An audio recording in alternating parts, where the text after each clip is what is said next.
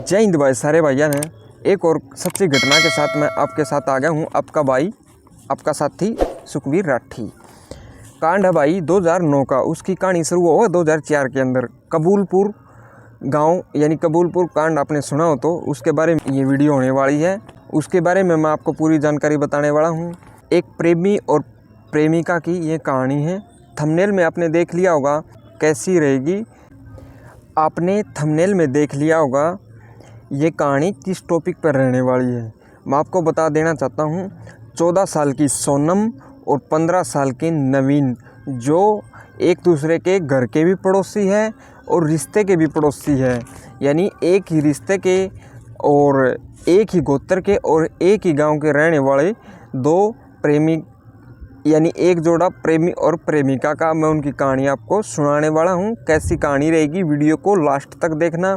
अगर आप इस कहानी से थोड़ा बहुत कुछ सीखते हैं तो अपने साथी तक इस इन्फॉर्मेशन को ज़रूर शेयर करना, ताकि भविष्य में आने वाली कोई ऐसी घटना हमारे समाज में देखने को न मिले, ताकि इस कहानी को सुनकर हमारा समाज जागरूक हो और पढ़े लिखे बच्चे को मानसिक विकास भी हो सके। सबसे पहले बता देना चाहता हूँ मैं आपको, ये कहानी है कबूलपुर कांड की। इस कांड के बाद यानी कबूलपुर गांव में ये कांड होने के बाद गांव के बच्चों को कंपनियों में नौकरी मिलना तक बंद हो गई थी। कहानी शुरू होती है सोनम और नवीन की प्रेम कहानी। एक ही गांव के रहने वाले थे और एक ही गोत्र के थे और घर भी उनके आसपास थे। बचपन से दोनों साथ खेले बड़े हुए और पढ़ाई भी दोनों ने साथ की। ऐसे ऐसे करके दोनों के बीच एक गहन प्रेम संबंध बन जाता है। ये प्रेम संबंध इतना गहरा हो जाता है, अगर घरवाले उनको मना करते हैं तो घरवालों को भी वे मौत के घाट उतार देते हैं। मैं ये जानकारी आपको पूरी वीडियो में बताऊंगा, वीडियो को लास्ट तक देखना। जैसे जैसे दोनों की उम्र बढ़ती गई, उन्होंने +2 पास करने के बाद MDU यानी महर्षि दयानंद यूनिवर्सिटी रोहतक में एडमिशन ले लेते। दोनों घर पे वो कम मिल पाते थे, वहाँ जाने के बाद उनका मिलना जुलना भी अच्छा हो जाता है और घर से वो ज़्यादा मिलने भी लगते हैं। जैसे जैसे समय बीतता गया, उन्होंने एक शादी भी रच ली MDU के पार्क में, और शादी की तारीख रही 3 सितंबर 2008 को। उन्होंने MDU के पार्क में अपनी शादी कर ली। ये बात सोनम के घरवालों को पता चल जाता है और घरवालों को ये बात बिल्कुल भी अच्छी नहीं लगती। इस घटना को देखते हुए घरवाले सोनम की पढ़ाई छुटवा देते हैं और सोनम पर दबाव बनाते हैं कि तुम शादी करो, हम आपके लिए एक अच्छा लड़का ढूंढ कर लेके आएंगे। लेकिन सोनम और नवीन का प्रेम इतना बढ़ चुका था कि उन दोनों को ये चीज़ एक्सेप्ट नहीं हुई। आगे जाकर नवीन और सोनम ने ऐसा षड्यंत्र रचने का कोशिश किया जिसमें उसका पूरा परिवार उस जाल में फंस गया। जैसे जैसे समय बीतता गया, सोनम के लिए उनके घर वाले रिश्ता ढूंढने लगे। ये बात सोनम ने नवीन को बताई और नवीन ने इस सिचुएशन को देखते हुए एक षड्यंत्र रचा।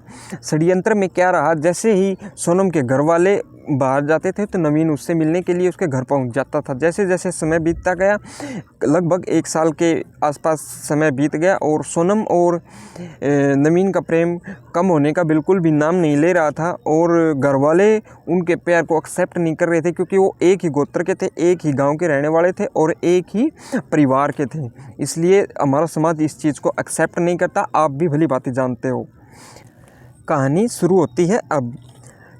सोनम से बात करने के बाद नवीन अपने मामा के घर चला जाता है। उसके मामा के घर जाने के बाद उसके मामा के लड़के को नवीन बोलता है कि मुझे नींद की गोलियां चाहिए। ऐसी ऐसी घटना उसको बताता है कि मुझे इस काम के लिए नींद की गोलियां चाहिए। नवीन के मामा के लड़के ने नवीन को 100 नींद की गोलियां ला कर दी। और जैसे ही अगला स्टेप होता है, जैसे ही नवीन गाँव में पहुँचता है और नवीन सोनम को नींद की गोलियां दे देता और बोलता है अपने घर वालों को सब्जी में डालकर खिला दे। जैसे ही शाम का समय हुआ, सोनम ने सब्जी बनाई, 100 गोली एक साथ सब्जी में डाल दी और उसकी जो कैपेसिटी थी, अगर एक गोली डालते तो कम असर होता, उसने 100 की 100 गोली डाल दी और घर वालों ने सब्जी रोटी यानी खाना खाया। खाना खाने के बाद जैसे ही थोड़ा टाइम बीता, घर वालों को चक्कर हुआ और नींद आने लगी। जैसे जैसे समय बीतता गया और सभी घर वाले सो गए, उसके बाद सोनम अपने प्रेमी नवीन के पास कॉल करती है और बोलती है मैंने अपना काम किया है, कर दिया है पूरा, आप आ जाओ घर पे। जैसे ही सोनम ने फ़ोन कट किया और तुरंत बाद नवीन सोनम के घर पहुंच जाता है। घर पहुंचने के बाद सोनम और नवीन पहले गले लगकर एक दूसरे से मिलते हैं और फिर सबसे पहले वो अपने पापा के रूम में जाते हैं। एक रस्सी के साथ सोनम के फादर की यानी उसके पिताजी की सबसे पहले उसकी मृत्यु कर दी जाती है और उसके बाद उसके मम्मी के बेडरूम में जाते हैं, उसकी मम्मी की मृत्यु कर दी जाती है। इसके साथ एक और अनहोनी घटना बोल सकते हैं हम इसको देखने को मिली। उस रात को यानी उस शाम को सोनम के चाचा के 3 लड़के थे। वो 3 बच्चे भी सोनम के घर आए हुए थे और वहीं पे उन्होंने खाना खा लिया और खाने में मिली हुई थी नींद की गोली। इसी कारण वो भी अपने यहीं पर सो गए थे और वो भी मौत के घाट उतार दिए गए। और उसके बाद दोनों ने नंबर लगाया सोनम के भाई यानी अपने भाई अरविंद का, जिसके साथ सोनम खेली है, पड़ी बड़ी है यानी बड़ी हुई है, और उन्होंने उसको भी मौत के घाट उतार दिया। उन दोनों को प्यार का भूत इतना चढ़ चुका था कि वो किसी को देखने वाले नहीं थे। दोनों ने कसम खा रखी थी जो भी हमारे प्यार के बीच में आएगा वो हमारी ज़िंदगी और दुनिया से चला जाएगा। और वे सबसे लास्ट में जाते हैं उसके दादी के बेडरूम में। जो आपने थंबनेल में देखा था वो घटना यहाँ से है।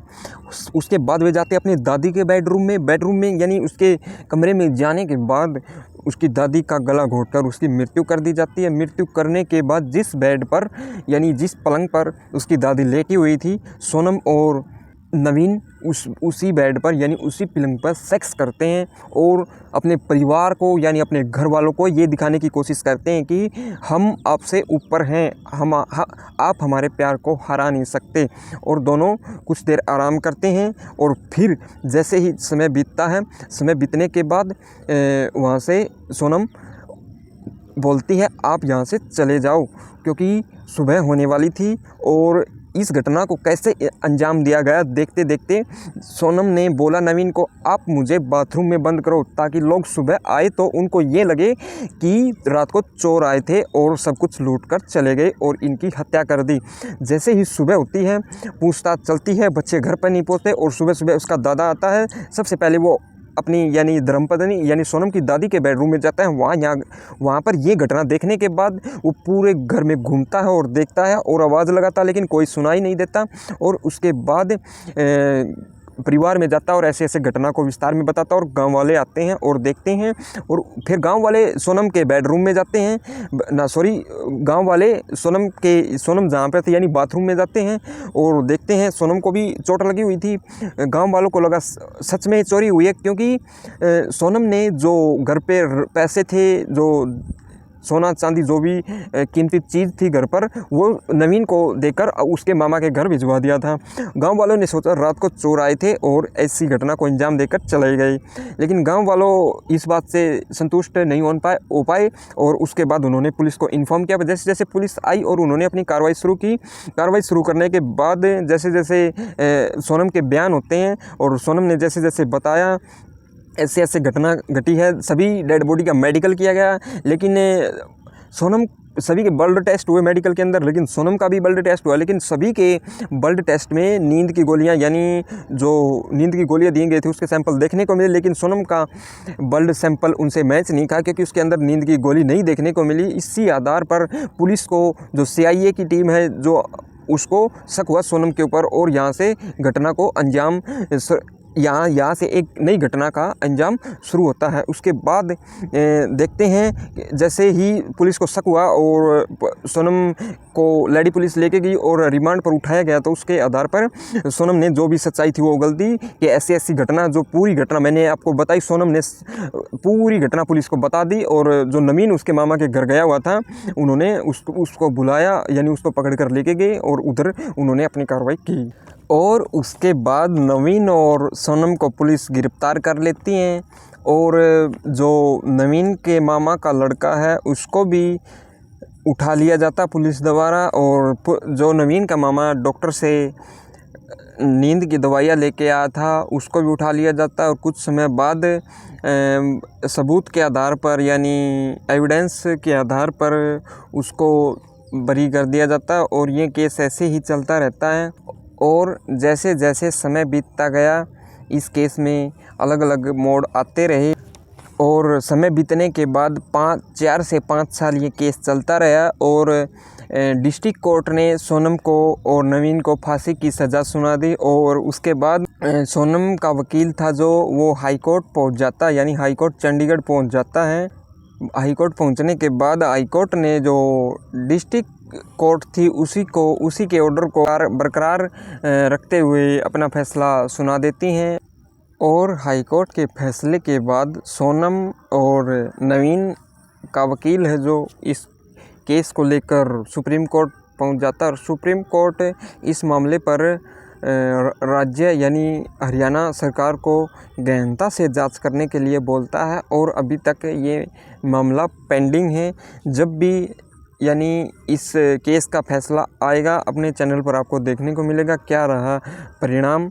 उम्मीद करता हूँ समाज में इस वीडियो के माध्यम से एक अच्छा मैसेज जाएगा ताकि हमारा समाज यानी हमारे बच्चे, हमारा यूथ इस घटना को देखकर जागरूक हो जाएं और ऐसी घटना समाज में न देखने को मिले। धन्यवाद सभी साथियों को।